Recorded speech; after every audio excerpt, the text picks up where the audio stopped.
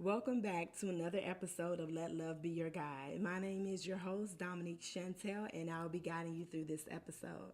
It is such an honor to be with you guys today, and I am just so happy that you all keep coming back, that you keep coming to listen. I just want to say thank you to all who have supported me.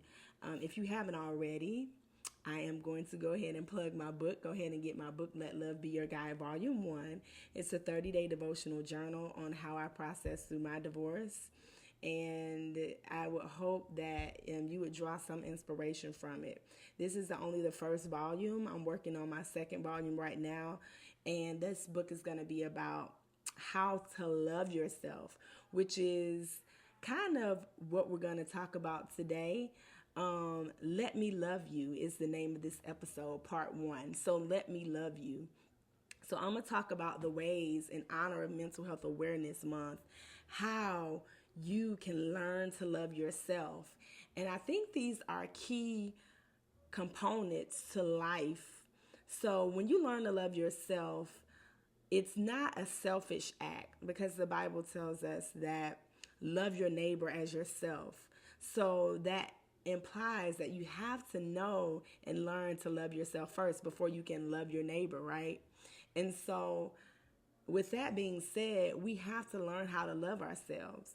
So, loving yourself is actually very important to us living this life. And so, I'm going to bring to you the first 3 points I think are very important to learning to love yourself. Before I get into that, I want for you to know that I do. If you're listening to this, thank you so much. So continue to like, subscribe, and share my YouTube channel. Please like, subscribe, share my IG. I'm on Instagram, Dominique Chantel. Go and join me there. Download the podcast. Thank you, thank you, thank you so much for your support. I appreciate you. Okay, and so it's like, how do you love yourself, right? And more importantly, how do you love someone else if you don't know how to love yourself? And so I'm going to go ahead and jump into this. We love based on our experiences. And so whatever that may be. So we were shown love from childhood. And that is how we have learned to love others.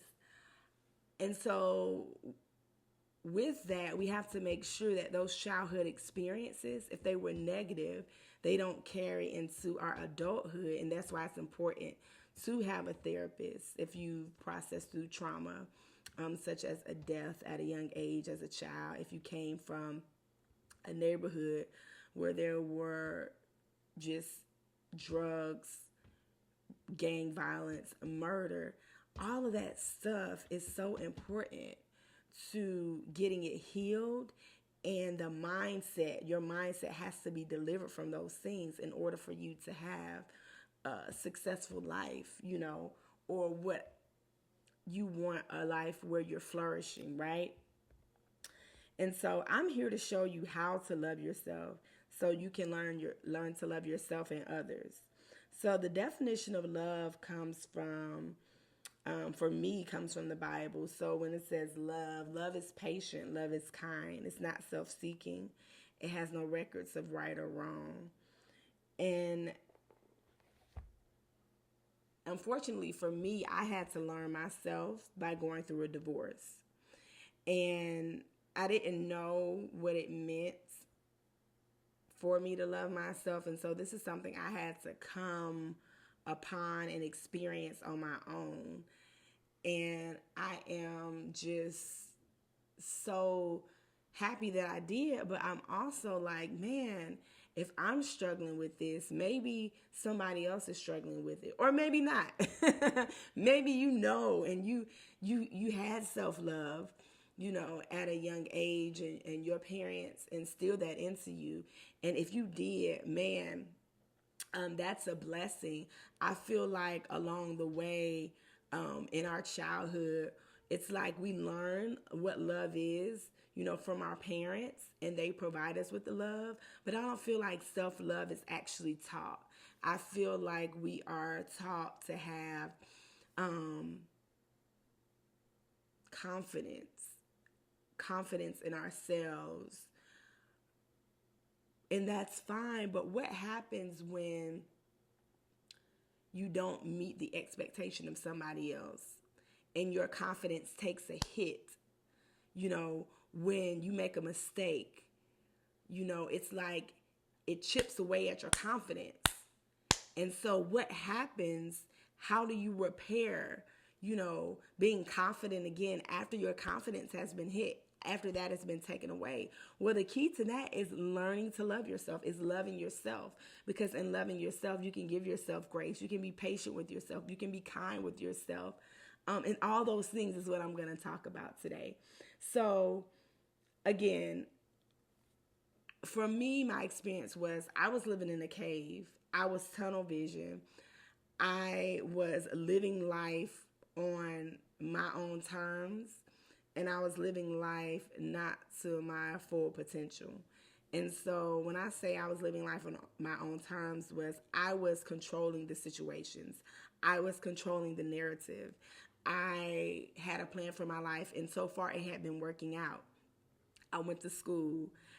I graduated from college with my bachelor's degree. I changed majors from broadcast journalism to English. That was unexpected. I pledged Delta Sigma Theta Sorority Incorporated. Shout out to all my sorors. I had this planned out. I was going to get married. I got married at 25. I was going to have children. I had my first child at 25. And so everything was going as planned. But what happened? Boom, when life hit me.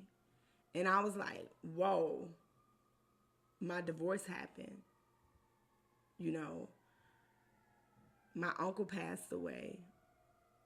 He was the closest person to me that I feel like it was my biological mom's brother. So I used to ask him questions about her.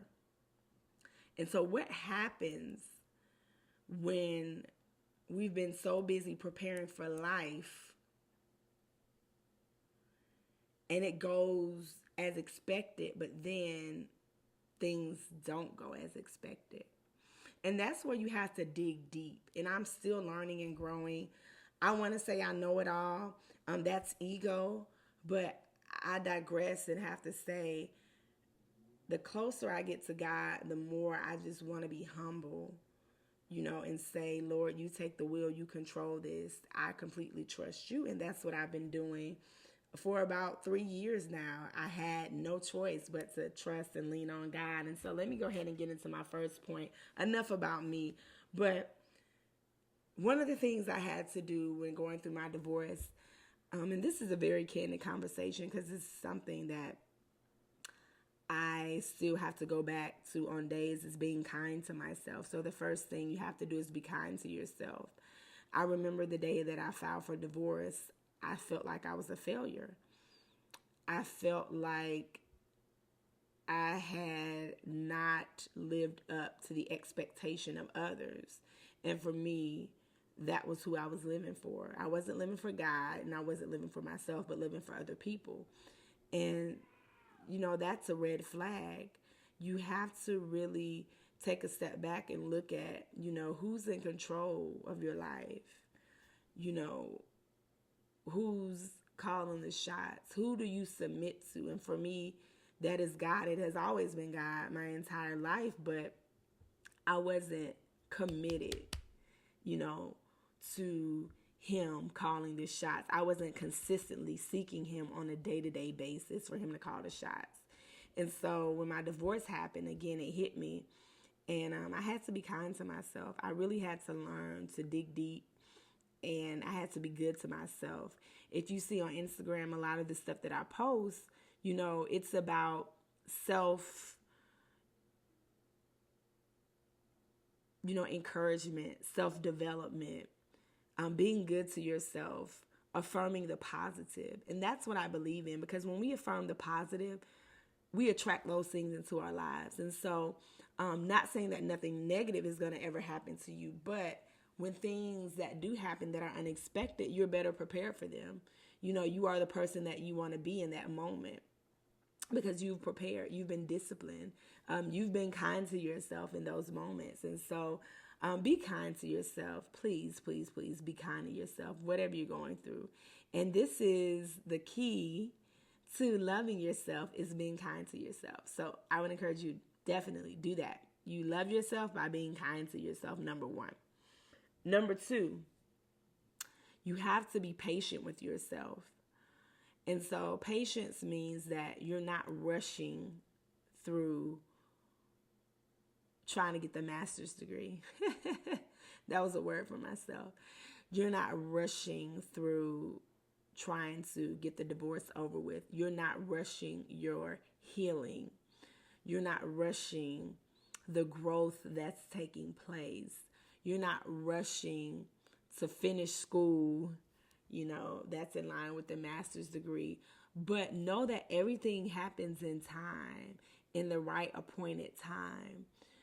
I believe we as humans, we get frustrated when things don't happen and go the way that we want them to go, especially within our timeline. Am I the only one, like, when the timeline hits and I'm like, oh man, I didn't do this by this time, I get down on myself. And that goes back to, again, you have to be kind to yourself, right? And you have to have patience with yourself, because if you don't have patience with yourself, who's going to have patience with you? So we teach people how to treat us by the way we treat ourselves and the thoughts that we affirm in our minds. And so, have you been patient with yourself? Have you said, you know what, you may not get this degree finished in this set time, or the time that you thought you were, but you're going to finish this degree. You're going to finish school. You're going to put that kid through school. You're going to get your healing. You're going to buy that car. You're going to be financially free. You're going to be debt free. Maybe not in the time that you put on it, but you will be. And so be patient with yourself. Just because it hasn't happened overnight doesn't mean it's not going to happen. So be patient with yourself. Rome wasn't built in a day. I think especially in our society, I talk about us being in this popcorn society. We put something in the microwave and we expect it automatically in like 3 minutes or 3 months, a month for it to be ready. We want it now. Well, the thing is, I believe going through the pandemic, it really slowed us down and helped us to realize that it's okay if things don't happen in our timeline. It's okay if it takes a little bit longer, And I definitely feel like the pandemic helped me as a person appreciate my family and friends more, and then having human contact, because that can be taken away. Like, who would have thought that we would have been stuck in the house for literally 2 years, or wearing masks for 2 years? And so we have to be patient with ourselves, okay? Next, you have to give yourself grace. When I say that grace, God's grace is unmerited. So it's not earned. It's not something that we work for, but it's just giving freely to us. And when we truly give ourselves grace, we give ourselves room to grow. We give ourselves room to feel the way we feel. We give ourselves room to fail. Let me just talk about that for a minute. Failing is a part of being successful, y'all. Every person that you see, Elon Musk, Michael Jordan, Kobe Bryant, who else can I think of? Barack Obama has had some type of failure in their life. And I think sometimes we get down on ourselves when we fail, but the thing about failing is you never will learn or you never will grow. So fail forward. I heard that. Fail forward. And that's what I do. My whole motto is, if I'm going to fail, I'm going to learn something and take something from it, but I'm going to keep moving forward. And that's another thing I talk about too, about when you do um, and doing things, right, and not getting the outcome that you want, you have to make sure that you are being good to you. Because if you are so hard on yourself to the point where you can't recover from it, or you beat yourself down, then that's what you're going to attract into your life. That's truly what it is. I think about the times where I've wanted to do better, and as far as me being organized, and I'm like, I project onto others like, oh, they see my, disorganization, or they see the lack of, but that may not be even the case. Not saying they don't see that, but I've already projected that out there. So anything that they do, I'm going to think, oh, they see that about me. So I'm attacking myself. I'm already putting myself down. Or they see that I have a problem with, taking direction or taking instruction. And it's like you automatically, when somebody comments on something that you do or you say, you're like, oh my gosh, they're being so critical of me. But no, you're being critical on yourself. So you have already put that thought out there, and you are projecting onto them what you believe about yourself. That's all you're doing. Okay? So again, I don't want to go too much off on a tangent, but make sure that you are giving yourself grace in those moments where things, again, are not going the way that you desire for them to go. Make sure you are honestly loving on yourself, giving yourself the extra time, giving yourself the extra space to move into something better. And know that you are human. You are human. We are human. That's the thing. I think we try to be so perfect or a perfectionist and try to get everything right all the time, but we will fail.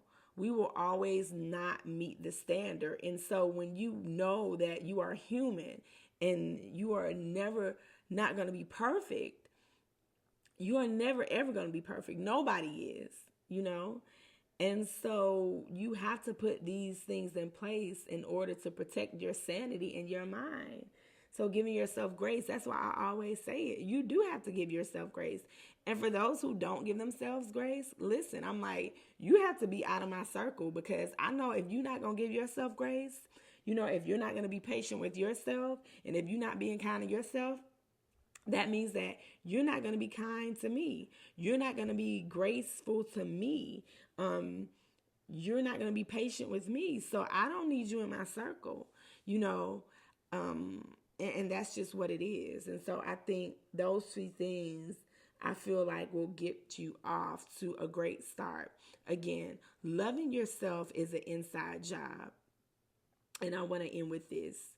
Remember to be kind to yourself. Again, remember to be patient with yourself, and then give yourself grace. And lastly, again, I want to conclude this with loving you is an inside job. I'm teaching you ways how you can love yourself, ways that you can start to love yourself. And this is only part one. But at the end of the day, when they say nobody can make you happy but you, that is so true. Because you are an individual first. And if you are not happy with who you are, if you are not happy with the way you look, if you are not happy with the way your body is made up, the way God made you, if you are not happy with your nose, your mouth, your lips, whatever it is, your feet, nobody can come in and convince you of that. I think there was a supermodel, and she thought she was like really ugly. She thought she was ugly, but she was so beautiful. It's like you're looking in the mirror, you're looking at her, but if she doesn't think she's beautiful, then how can somebody else come in and tell her that she's beautiful?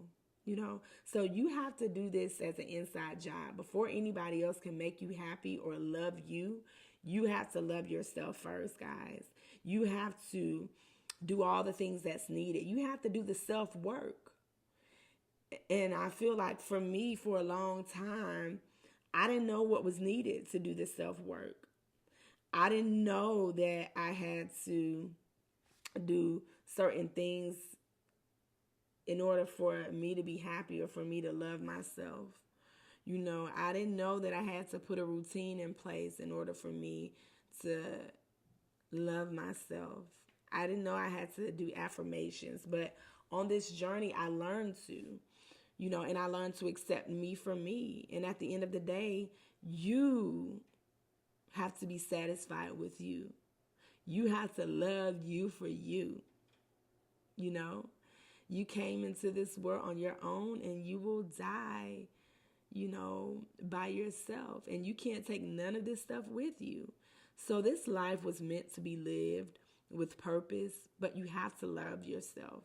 I feel like in order for you to live an abundant life, you have to learn to love yourself. There's no other way around it. The insecurities that you feel, it's because of you not healing whatever it is and not loving yourself. It starts with you first and nobody else. So you can't point the finger at somebody else and say, oh, you don't love me and I need you to make me feel like this. No, no, no, no, no, no, no, no. Okay? This is an inside job. And if you don't love yourself first, nobody else will know how to love you. And learning to love yourself is knowing what you like and dislike. Learning what activities bring you happiness, learning what movies bring you happiness, And so do that for me. So practice those 3 things this week.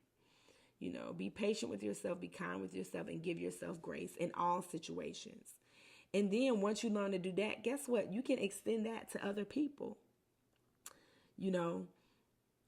When you're able to extend the love that you have yourself to other people. That is key, my friend. That is key. That is very important. So that's my challenge for you this week. Learn to love yourself. Do all those things for yourself. All right. So, what I want to say and end with,